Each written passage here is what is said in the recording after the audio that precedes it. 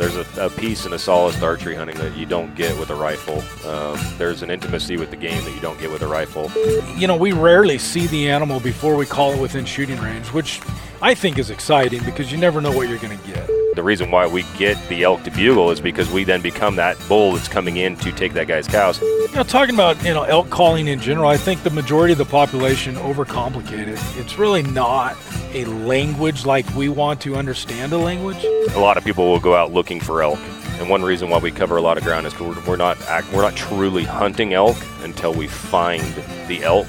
They go from being a dominant animal in the woods to being a scared little prey animal when they smell human. If you spend any time in the elk woods and you listen to these animals, and I don't care if you're hunting them or not, just go be around them and listen to what they're like. They're not quiet animals. They're not. You're never going to be an expert at it, essentially. You may think you're good. There's always something else to learn and room for improvement for everything. This is Cory and Shannon from Angry Spike Productions. And you're listening to Living Country in the City. Y'all ready for your dose of flyover state spirit? Straight from the concrete jungle? Well, put down your latte and pull on your boots. It's time for Living Country in the City. Here we are, another episode of Living Country in the City, coming at you from the Western Hunting and Conservation Expo out here in Salt Lake City. Hanging out here with the gentleman from Angry Spike. Is it Productions? Yes, Productions. Angry Spike Productions. ASP. Want to say a big thank you to Sawyer for being a sponsor of the podcast. Check them out, Sawyer Products. You want a great Sawyer story? I'll give it to you in 2 seconds. So 2 years ago, we were in Southeast Alaska on a Sitka blacktail hunt, and I was running a Catadine base camp water filtration gravity feed bag, and we had 4 guys up there. Shannon also had a pump. We were with the bag, it holds 2.5 gallons of water, so it's great for a bunch of guys. Well, two bag fills into our trip, and that filter plugged up, and I didn't have an extra filter because it was a brand new filter. It was just fairly dirty water where we were at on this remote island in Southeast. We ended up having to, I cut the filter out, retained the threaded ring on the bottom of the bag, and then cut my filter tube, the drain tube, and put an inline Sawyer Mini in there and ran that for the next 5 days of the trip without that thing filling up. So the Sawyer Mini far exceeded my expectations as far as our ability to filter water. And we're on literally an uninhabited remote island in Southeast Alaska, and without that Sawyer Mini there, we would have been screwed. We would have been doing nothing but brown water and iodine tablets for the rest of the trip. So thank you, Sawyer, for that. Appreciate it. But yeah, been making products for a long time, very quality products. So check them out, livingcountryinthecity.com/partners. Check out Sawyer Products. But gentlemen, thank you so much for hopping on the show with me today. One thing I always like to start out with a little bit, this podcast is for people that may not be as familiar with just all the different names and people in the outdoors. So maybe just each of you individually, a quick background on kind of how you got your start into hunting and what really prompted you to get into hunting. Right, so I'll give it a shot. I'm Shannon. Growing up, my dad was a hunter. So I grew up doing it, rabbit hunting, squirrel hunting, everything. From there, it just morphed into big game. Wanted to be more challenged, so I started archery hunting back in the early 90s, and specifically with elk, which is kind of my forte. I learned that they communicated, wanted to understand that, started learning how to call, and in that process just got hooked. So that interaction is what I'm all about out there. Being successful is a product of just the ability to get out there and enjoy it, be a part of that environment. So yeah, it's all I think about for the most part. Awesome. I'm Cory. I've been helping Shannon now for the last probably 6 years or something with Angry Spike Productions. I started out when I was about 12 years old, personally hunting, again, influenced by my father, who was a forester, spent all of his days on timberland looking at animals, really. He says he's looking at trees, but I think he was really looking at animals. And so I'd learned from a very young age kind of what hunting was all about. Started rifle hunting at 12, and then eventually evolved into shooting black powder kind of in my late teens and through my 20s, and then eventually evolved into archery. It's just kind of the natural progression that Shannon talked about, wanting to continuously challenge yourself and kind of get more in touch with the traditional style of what hunting really is about. I think over time you want those challenges, and as it becomes more ingrained in who you are, that back to tradition kind of grows inside of you to want to be closer to that. So it was a very good transition into archery, and now here we are hanging out at the Conservation Expo with guys like yourself and talking about hunting and a bunch of like-minded people hanging out and doing it. So it's been great. It's been a long journey for both of us, but we're enjoying it. If you guys can hear the announcement, poor lost child. Yeah, if you know Easton, get him. Call in, please. They're looking for it. We'll post this up on Facebook. Yeah. But anyway, so you guys both started in on bow hunting. Do you really ever pick up a rifle anymore these days? Rifle hunting, the adrenaline rush is very short. The if you call it the build-up and anticipation. Yeah, the top of it, really. That it's very short. You pull the trigger, it's over. Archery hunting, it's a very long process, right? So just seeing the animal is the beginning. It's just so intimate. So that's the direction I took it, and then learning how to call, and it just became more and more intimate with the animals. Yeah. I haven't picked up a rifle since I basically started black powder hunting, and then when we went into when I transitioned into archery hunting, it's become further and further away from anything that I personally want to do because I like the additional challenge. There's a peace and a solace to archery hunting that you don't get with a rifle. There's an intimacy with the game that you don't get with a rifle, and you have to wear hunter's orange, and I despise it. So that's probably the biggest reason. But in reality, if there was an opportunity for a specific hunt where I had to use a rifle, I wouldn't be opposed. I am not opposed to rifle hunting. I've just personally chosen to evolve myself into being an archery hunter, specifically, elk. So these two, my coworkers, seem to manage. They manage to walk by every time I'm doing a podcast. The appropriate time. Perfect. Yeah. That's great. You got good footage then. Oh, nice. Exactly. Excellent. Good to see you guys. Yeah, that's he's actually the one that got me started in the backcountry hunting. Oh, right on. Very cool.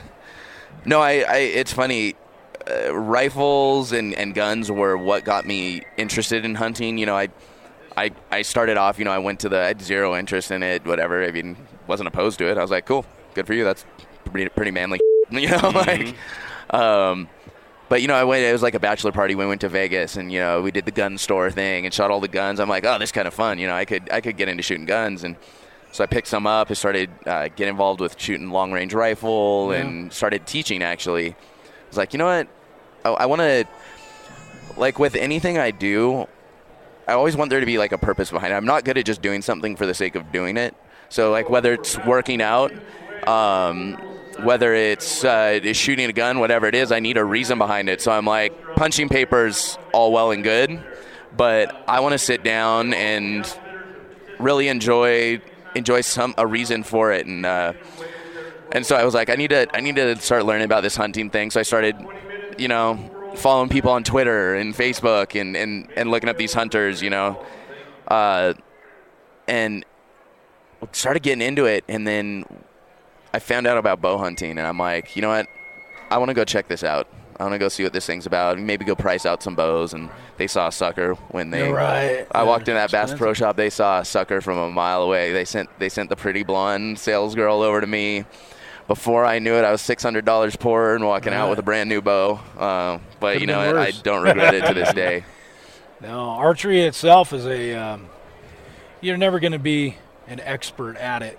Essentially, you may think you're good. There's always something else to learn and room for improvement for everything. So, and that's the same thing with archery hunting. Shooting the bow is a part of it. Getting equipped and preparing yourself to go out there for 7, 8, 10 days, whatever it may be. It becomes a lifestyle. To be honest with you, more than just a hobby. Absolutely, and it's something. I think a lot of that has to do with the fact where, to some extent, you can let your rifle gather dust for 90% of the year and pick it up just before hunting season, zero it in, kind of knock some of the rust off, and for the most part, you're good to go. Right. With archery, I feel like if I don't go shoot for a week, I feel like I'm losing skill. it's a skill you have to upkeep, and it does. It turns into a lifestyle, and yeah, and if you're not proficient in it, you have to keep practicing, right? I mean, there's people who have built a brand around Arrows 365. I mean, guys like Cam Haynes, they shoot every day. You know, and it becomes so ingrained in you that it's natural muscle memory. Doesn't mean that you can't lay off it for a month and come back and not have any problems. You probably don't. But if you don't shoot, if you only pick up a bow during the season, you know, you're doing yourself and the animals a disservice, really, because you need to be as prepared as you possibly can to kill an animal as quickly and as ethically as you possibly could with a bow. So, and that takes practice, you know, and it's something that I need to do more of. I think a lot of people need to do more of, is just continue to shoot and hone their craft. You know, I go out and shoot with him, and he doesn't shoot nearly as much anymore as he used to, but he spent years and years and years as a tournament archer. Right, shoot competitively. And so I get frustrated because he's just like, oh, this is easy, you know, and I watch it, he just makes it look like it's nothing. But I haven't built to that. I'm not that expert with 10,000 hours yet, right? The 10,000 hour rule applies to certain people and not to others, and I haven't got there. So I admire that, because I want to be I'm not far from where you're at. You want to shoot all the time because you're just getting into it, right? Yeah. So, well, it's fun too. It's like, it's one of those things. It's like, okay, this is not a chore to practice. It's therapy. It is. No, and that's why I was saying the goal to perfection is essentially unachievable, but you can get really close. Yep. Like golf. And that keeps you going back. It's just no different than calling elk in. Yep. Right? You're never going to, every situation's not going to work out exactly how you want. But when it does work out exactly how you want, it keeps you going back the next time. It doesn't, you know it can. So the more effort you put into it, the more you analyze it, the more you think you can control it, the more you want to do it. Yeah, absolutely. Yeah, it's no different than somebody who wants to hone their skills in golf, right? Driving range, putting green, chipping, you know, they do the same thing. We did the same thing, you know, 20 yards, 40 yards, shooting from a knee, shooting from a seated position, you know, standing, shooting with obstacles, the same thing. You know. Well, and that's what it is too. Like you're saying, there's never a point where you get to perfection, because there's always some other situation to prepare for as well. To where, you may be as close as you can get to perfection from 30 yards. You're just Robin Hooding those arrows. You're keyholing them, whatever it is. But then, Step back to 40. Now you got to get back to 40. You got to get back to 50. You got to back. It's okay. You're good at those ranges.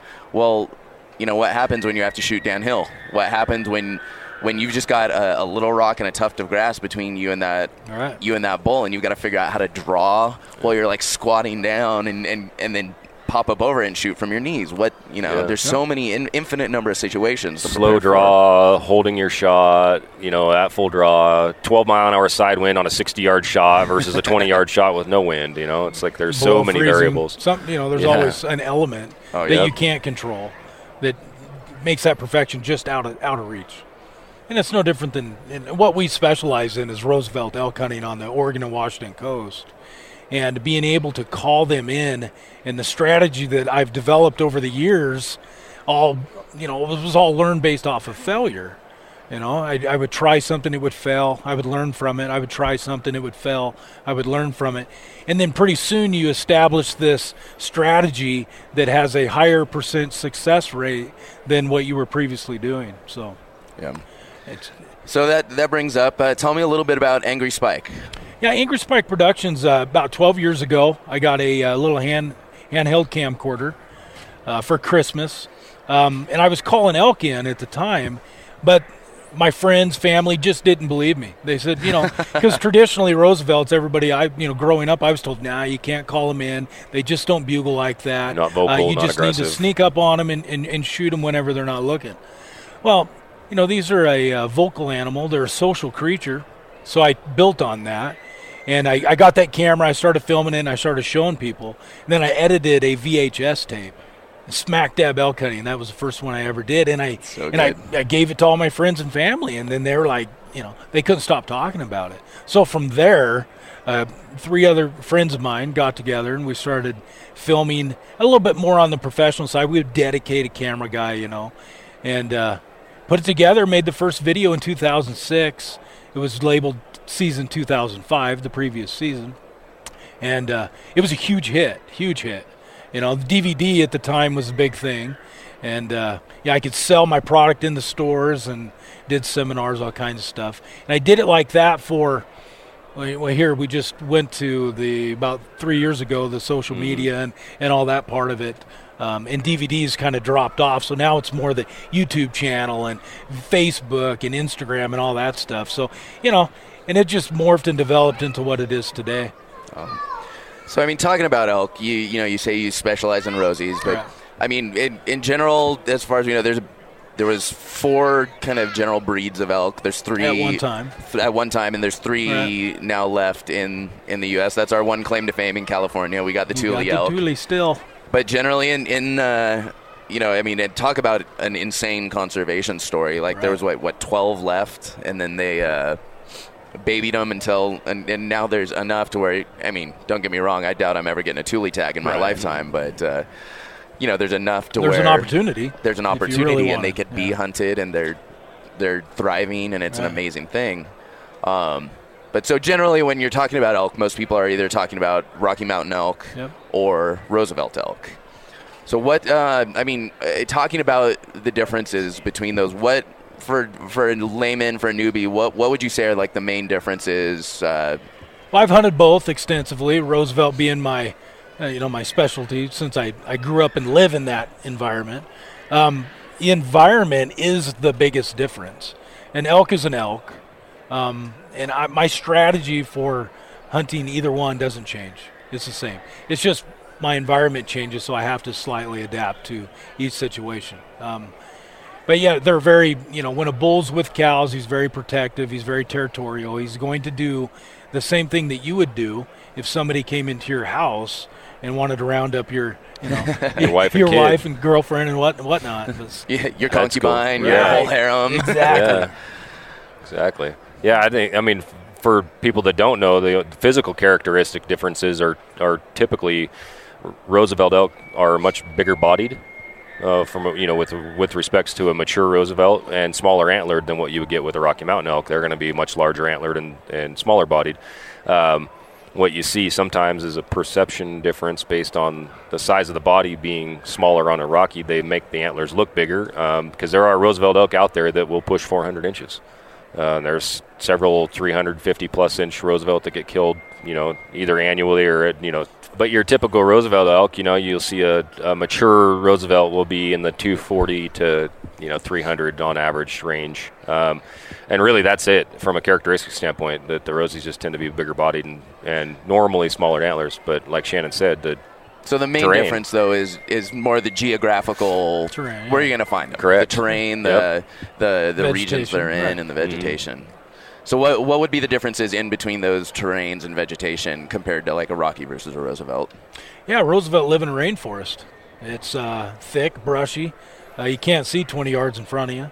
On the other side of the mountains, you got nice, wide open meadows, and you can see them a lot farther than they're concerned about you.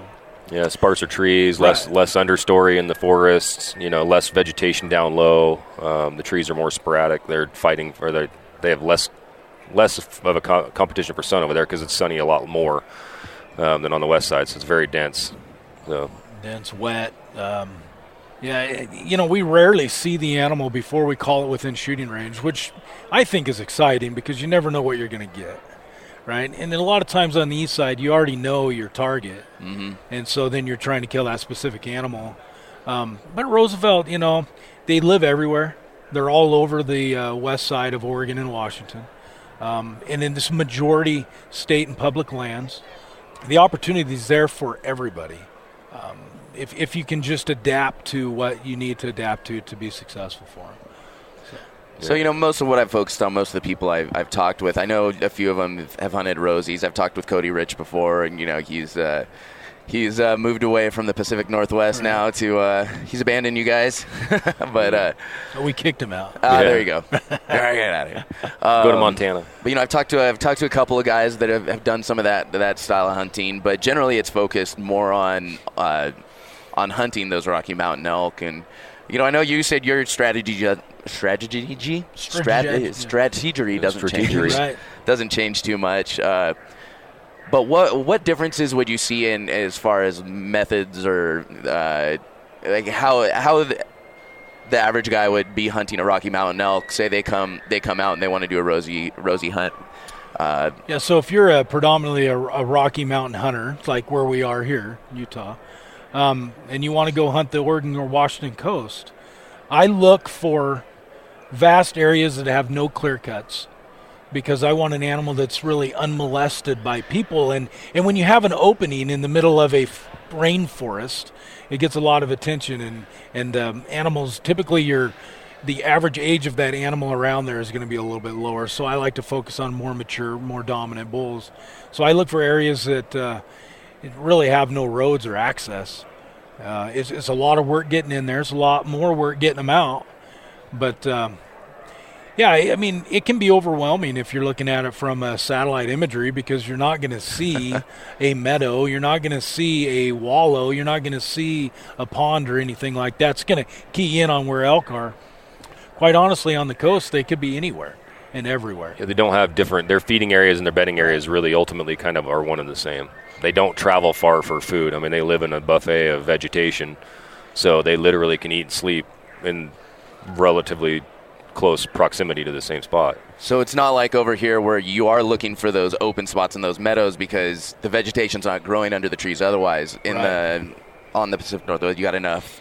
It's everywhere. Moisture and everything to where it's it's under the canopy. Yeah, so, they graze much more in the Rocky Mountain elk will graze much more in open meadows. There's a lot less vegetation for them to browse on. In the Northwest, there's a lot of stuff where they can browse on vegetation that's literally at face level. Right. Grasses are on the ground, but everything else is at face level, so it's very easy for them to get food from all the foliage that's around. So here, I mean, obviously they might feed in an opening, but they're going to go bed somewhere else, and that somewhere else might be 1, 2, 3 miles away to the nearest north slope with timber on it, because that's the only place that they have cover. So you talked a little bit about, the general impression of Roosevelt elk is they don't talk. That's I've heard that before, and I'm very unfamiliar with this. So what I guess, where does that come from? Like, why is that impression out there? I think because historically people have focused around the openings of clear cuts. Elk are typically nervous in the open. So when you're looking at a herd feeding and you bugle or cow call at them when they're out in the open, well, they're uncomfortable already. And what that typically does is it pushes them to the edge.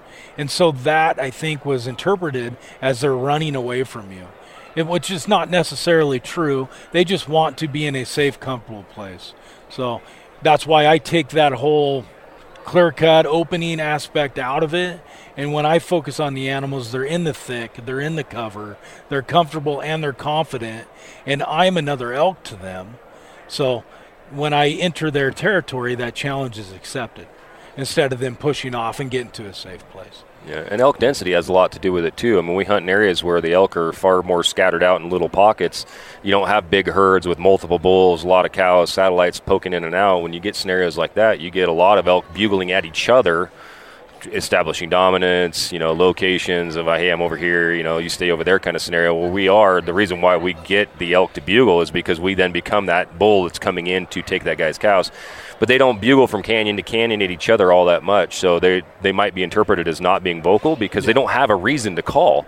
They don't get down there when they've got 10, 15 cows in one canyon by themselves and bugle just to bugle. They don't have to. So and they're harder to hear. Than they are. Because you got so much dense, thick cover, it just knocks the sound down. So if you're just out walking around, your odds of hearing an elk bugle on the Oregon coast are pretty slim. Unless we're there. You're in a high-density area, which we're not. Yeah. Unless we're there, right? So it generally seems like almost the general theme with Roosevelt is everything's closer, everything's a lot more compressed, and you've just got to be in there a lot more. Yeah. Do you end up covering a lot more ground, would you say? Yeah, we cover tons of ground to find the bulls that we want to hunt. Now, I'm a little bit more selective than most people, because I'm targeting the mature dominant bulls, 7, 8, 10-year-old animals. I just find a lot of it's so challenging to me to get an animal that's evaded other people for 10 years, right? It's just very rewarding that I can get in there and get in his face and get an answer and call him into a shot where we can get a lethal shot on him. So, but that's kind of my niche. So now you're talking about. Well, let me back up there because I do have one thing, and it's something that I learned from Shannon too, is in his approach, and it's a lot of people will go out looking for elk, and one reason why we cover a lot of ground is because we're not truly hunting elk until we find the elk.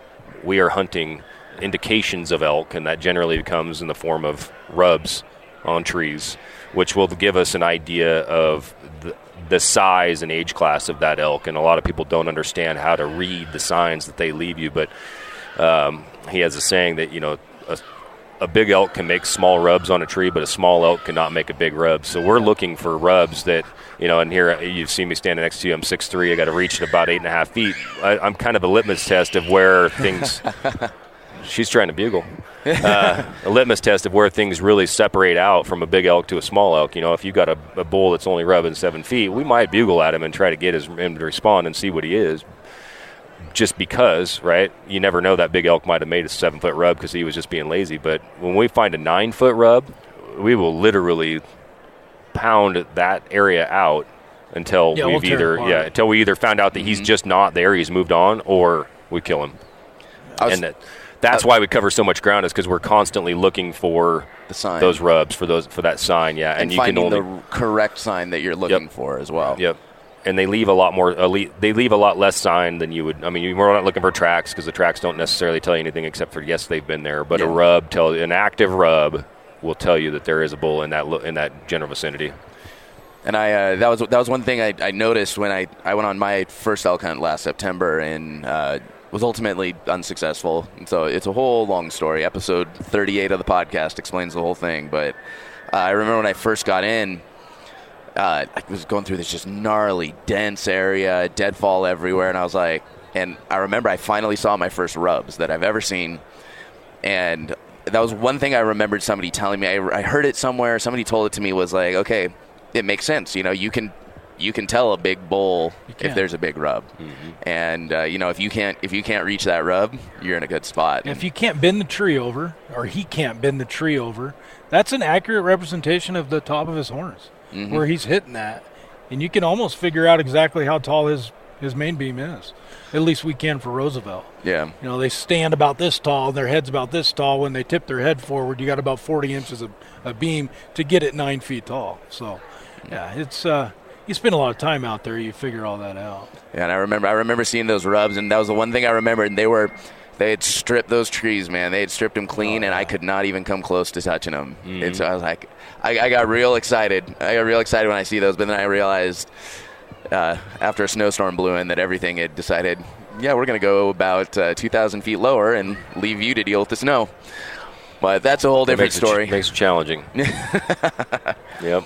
So rubs are the main thing. Is there any other sign? What else are you guys looking for? Maybe once you find a good rub, what's the process after that?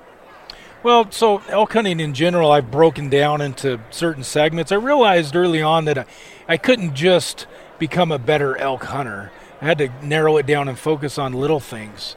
So I had to learn where elk live, what the habitat at which they like and thrive in.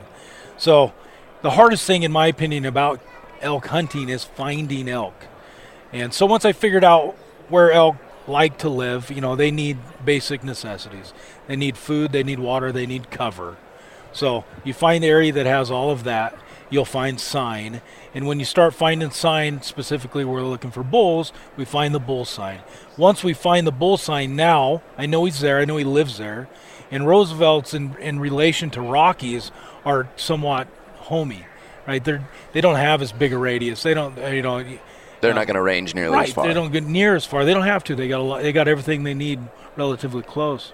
So what I will do once I find a rub is I will analyze, be it from topographical maps or GPSs or satellite imagery.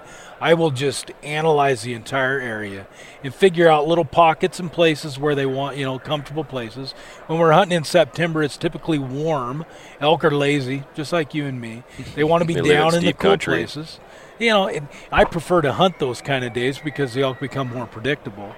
I'll find those on a map or I'll find them on aerial photography, and I will just I'll go pick them apart. Every one of them I'll hit. And if I find more sign in that area, then I know he spends more time there. If I get an answer, obviously now I know exactly where he is, which is my ultimate goal. We are right in the middle of we're right by the food table, so we're right in the middle of Screaming Child Central. That's picnic table over there. It's nothing but kids and families, and they brought their own lunch. They're brown bagging it. There we go. I mean, that's a smart way to do it. I've already spent. I think I've probably spent more on food here than I have on my plane ticket out. It's the only thing we bought so far is food. But so I broke elk hunting down in those different segments. Once I find the bull, now I got to get him to answer me. So I've figured out ways to get better responses. And bark at him and bugle hard and bugle twice. The first time he may be, sniffing a cow or chewing his cud or just not paying attention, he'll turn his head and look. And then I'll bugle again. I usually get that response I'm looking for. So once I get an answer, now I have to evaluate how I'm going to get to him, pay attention to wind direction, the terrain, because I want the easiest path to him as well. Mm-hmm. And I want to get there as fast as I can possibly get there. And I want to approach him to build his anxiety. It's part of my calling sequence that my noise is coming to him is actually part of the challenge. So I go straight at him as much as I can. And once I get in close, I just simply challenge his right to breed, which is every one of our purpose here, right? Nobody's going to turn down that fight. I like that phrasing. I've heard that same concept, illustrate a lot of different ways, but that's the first time I've heard it put that way. You're challenging his right to breed. Right. I like that one. I'm gonna steal that for sure. Right. I mean, if he was a man, it'd be challenging his manhood. Right? I mean, you're going to defend that. So, and I tell you what, our percentage of when we get an answer to when we get a shot is astronomically high in comparison to most other people.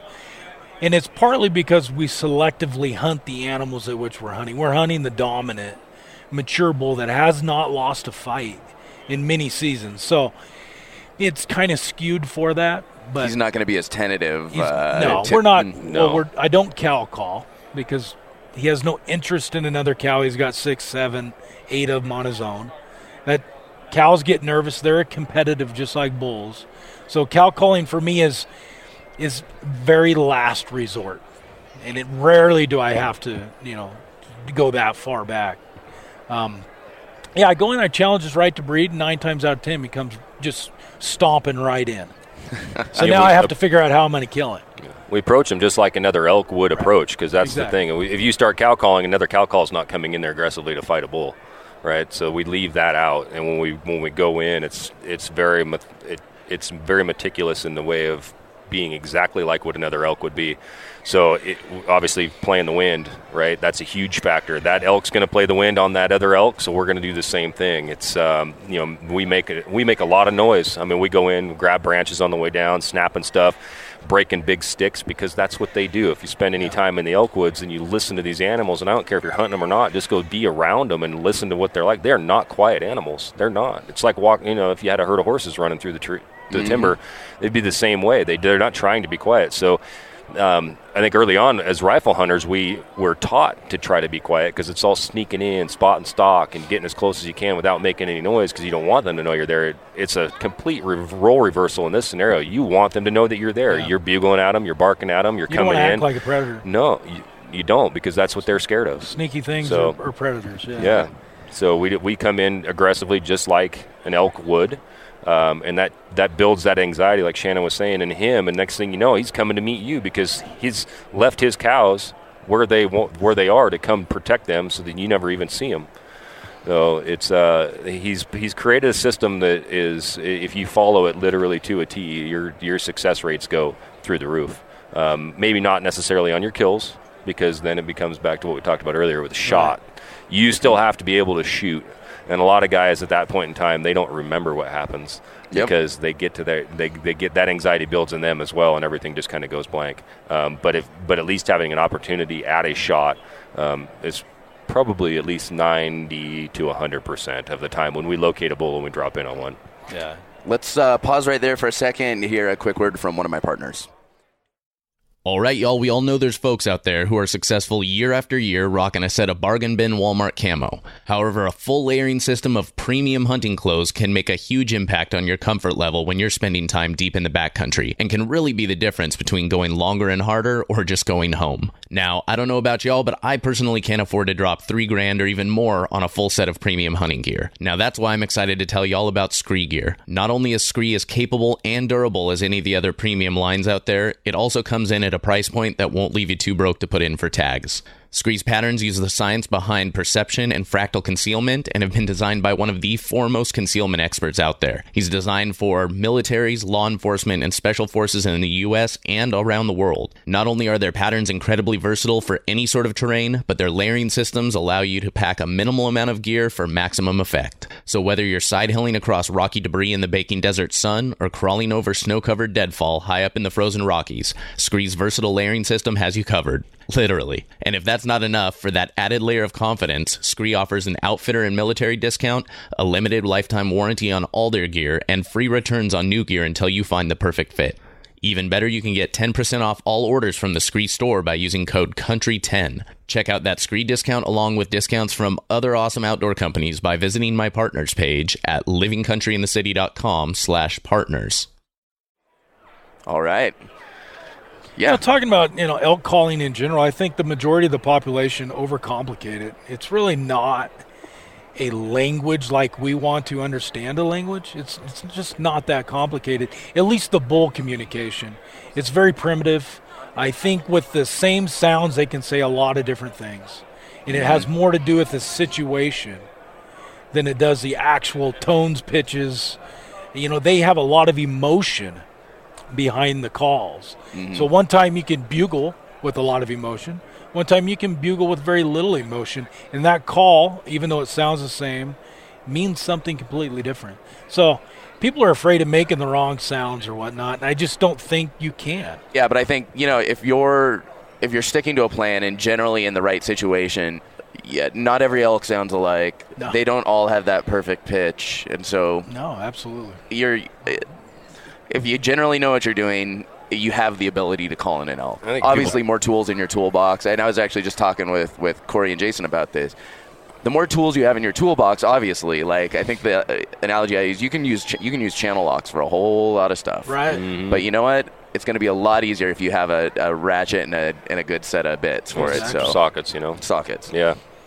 But, and I think too many. Obviously, in the past, a lot of elk died well before the calls that we have today were even around, right? And that was through bugling, and even some of the original primo stuff. A lot, they killed a lot of elk too. People try to be too perfect in it, and it doesn't. You don't have to be a stage caller or sound exactly like the elk to kill elk. You really don't. And there's been millions of elk that have been killed by calls that don't sound really anything even like an elk.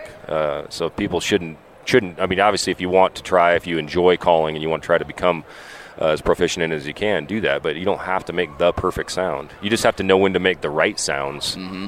And that's basically like what Shannon was saying, is feeding off the energy of what that elk is giving you. If they are aggressive and they're called back, then you want to probably be aggressive and you're called back to them. You don't want to. If you're looking to challenge them in a fight, then build that same emotion. Yep, build that same emotion into your calls. I think it's considering the story you're in right then. It's right. Okay. What is the situation like? If these were a couple of dudes in a bar, like what's going on? Am I yelling at him? Am I trying to take his woman? Exactly. Like, am I trying to, if you think about it that way, and then do what's logical in that situation. It's not, you're right. If you're in the bar environment, you can take your women home or your woman home. But I'm in his house. In the house. Mm-hmm. You're calling from the street. You're calling from the street. To get away from that bar environment. So when I charge into their bedroom, they got no choice. They just have no choice. The analogy's calling to him from the street. Then you meet him then you call to him from the front door. Then he's leaving his bedroom, coming downstairs to meet you in the middle of the stairs. It's much different when you do that, and that's one of the craziest things that I learned hunting with Shannon was finding them where they lay. And he's got this thing about the middle part of the day is where he focuses his time, energy, and effort in terms of really trying. We don't get up early. We don't. And if it is, it's only because we have to travel to get somewhere before we start really hunting, because we just evolve our area and expand out further and further. And so some days it takes longer to get to where we're going to be the next day. But probably 80 to 90% of the elk that we've killed have been somewhere after 10 o'clock and before 4 o'clock. See, and that's so different than like the traditional strategy you get for especially like Rockies. Right, be up early, grab the daylight, hit that gray light, and be waiting for them. And yeah, but I don't want them at the restaurant. I want them in the bedroom. Yeah, because you don't want to follow them home before you finally then kill them. Because you could tip them off and they could end up driving to someplace else, right? That's exactly what happens. You spend a lot of time trying to kill them right where they're at their most vulnerable spot, which is what they're going to do, is defend their home ground. They have no backup plan. There is no other place to escape to. That's where they go. So I play on that, and he's going to defend it. This bull, being however old he is called that spot home, and he's putting his life on the line. So we talked a little bit, you guys mentioned, of course, the first thing any hunter needs to learn is how to play the wind. I mean, It's important in every situation, whether you're sitting in a tree stand, whether you're chasing elk, whether you're out in the desert, is playing the wind. And how does that differ at all as far as like how the wind behaves in that thick tight stuff versus, like you said, the more open areas of the Rockies? For sure, we don't have lots of elevation change, so we may have 1,000 feet or 1,500 feet versus 5,000 feet canyons. Yeah. So we don't get super big thermals. There's not a ton of temperature change from the top of the ridge to the bottom. So the prevailing wind is really what you got to pay attention to, if there is any. And the wind swirls a lot because you have all them small, short little ridges.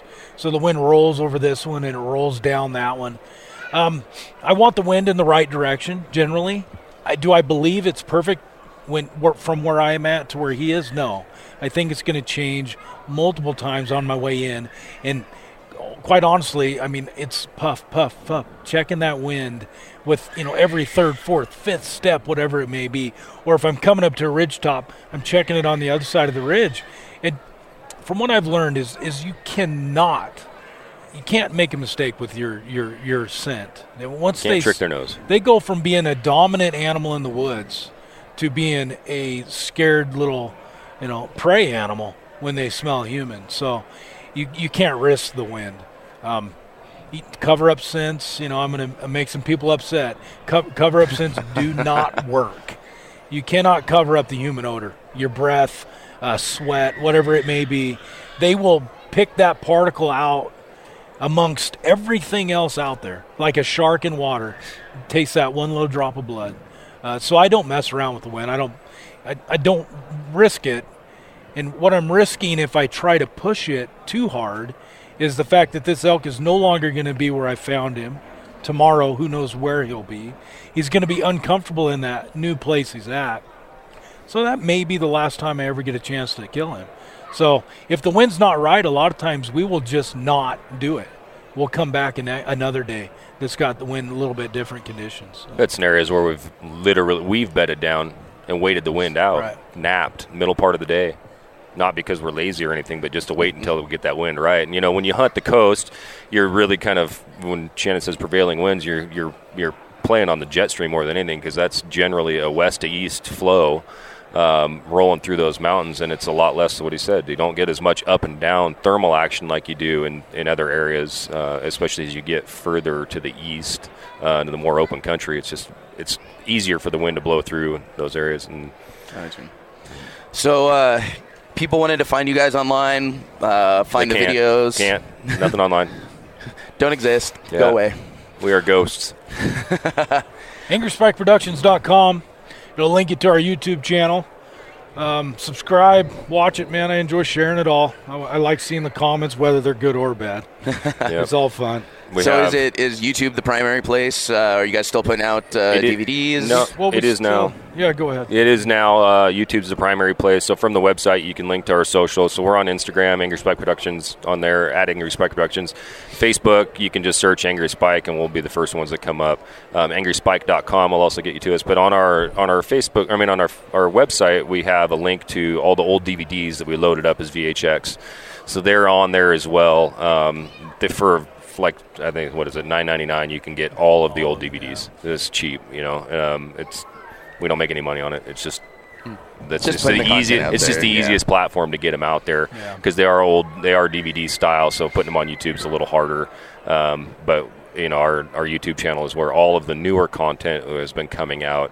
You know, and a lot of times we don't get great content because of the vegetation we hunt in, and so we don't have a ton of videos, and we don't like to put anything out that's not at least enjoyable for the viewer to watch. So we don't have clips of just us hunting or driving around or anything little. They're primarily start to finish elk hunts with kills at the end. So if people are interested in that, then they can definitely get on and check it out.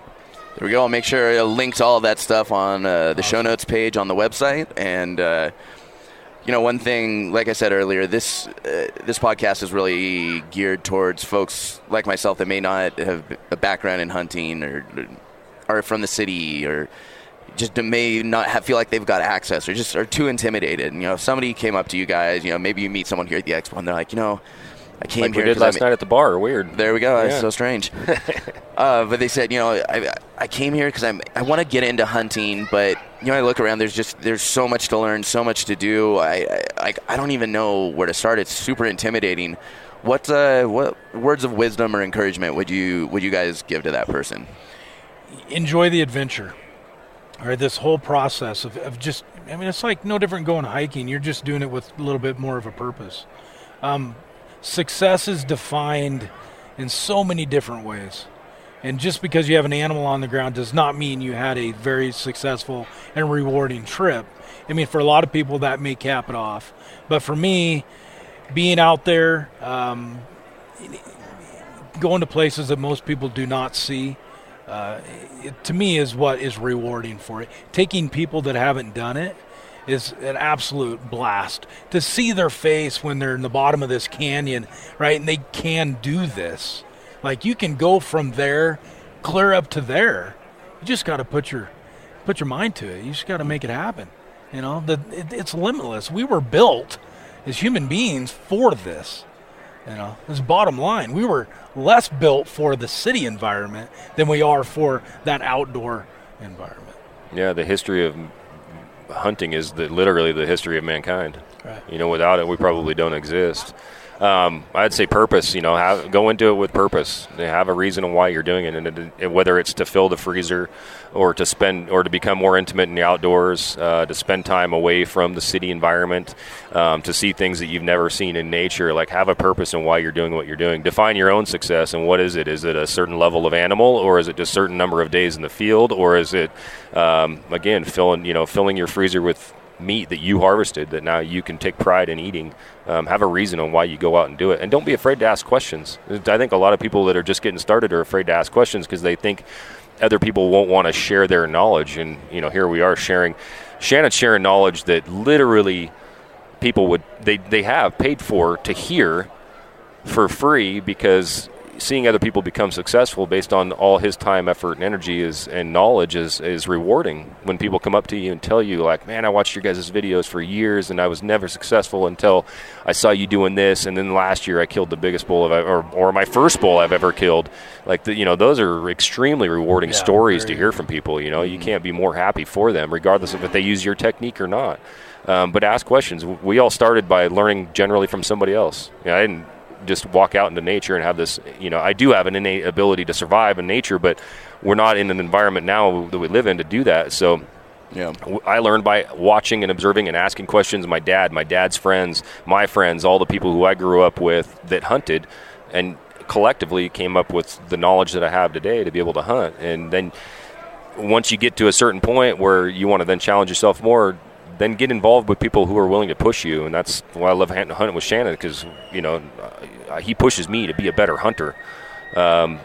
We push each other to get in the woods and go and charge and do things like this and go to different states and hunt. And it makes that whole process fun. It makes it become a lifestyle. And when it's a lifestyle, then it's maybe the most rewarding and enjoyable things that you will ever do. That's awesome. You know, and it's funny, you know, you talk about people, you know, people don't always want to share their secrets. And I think a lot of people are like, oh my gosh, it's just going to be more people out in the woods. But you still have to go do it. Yeah. honestly, creating more hunters is nothing but beneficial for us. Beneficial to everybody. Nothing but even beneficial. for the elk. It's beneficial for the elk. Yep. Because more conservation, the more focus you have on them, you know.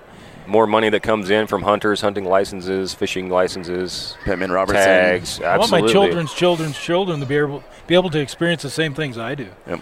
You know. Yeah, there's an economic value to the governments in our states and our government to have these animals around. Without the hunter, we're not here. We don't have people protecting those animals. There is no predator control. You know, there is no managing of poaching and things like that. These animals just wouldn't be here. I mean, it's plain and simple fact. Well, gentlemen, thank you so much for hopping on the show. We really appreciate you sitting down, taking the time. Very busy Saturday here. Lots of announcements. Tons of drawings. Ned Peterson really needs to do something. Find a Ned booth. lost a hearing aid. Oh, gosh, Ned, get to it. Well, if he lost his hearing aid, how is he going to hear the announcement? Because it's that loud. Thank y'all for listening to Living Country in the City. Get show notes and check out the blog, product reviews, events, and more at livingcountryinthecity.com.